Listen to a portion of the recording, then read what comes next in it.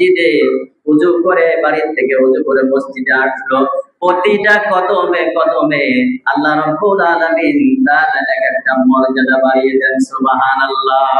আপনি বাড়ি থেকে হেঁটে আসলেন মসজিদে, ওযু করে কোন উদ্দেশ্যে? নামাজের উদ্দেশ্যে। আল্লাহর নবী বলেন, যে ব্যক্তি মসজিদে বাড়ি থেকে ওযু করে নামাজের উদ্দেশ্যে মসজিদে আসবে, 20 কদম 30 কদম হেঁটে আসছেন আপনি, এই 30 কদম হেঁটে আসার কারণে 30টা মর্তবা, সম্মান, মর্যাদা আল্লাহ তাআলা বাড়িয়ে দিয়েছেন। সুবহানাল্লাহ।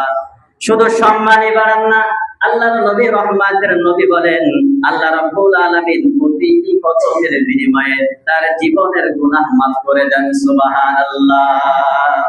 সম্মানিত ভাইরা আমার, সুন্দর করে ওযু করলেন, মসজিদে আসলেন, এখানেই শেষ না। এই যে আপনারা মসজিদে আসছেন, বসে আছেন, নামাজের জন্য অপেক্ষা করতেছেন, আধা ঘন্টা 40 মিনিট নামাজের জন্য আপনারা অপেক্ষা করেন।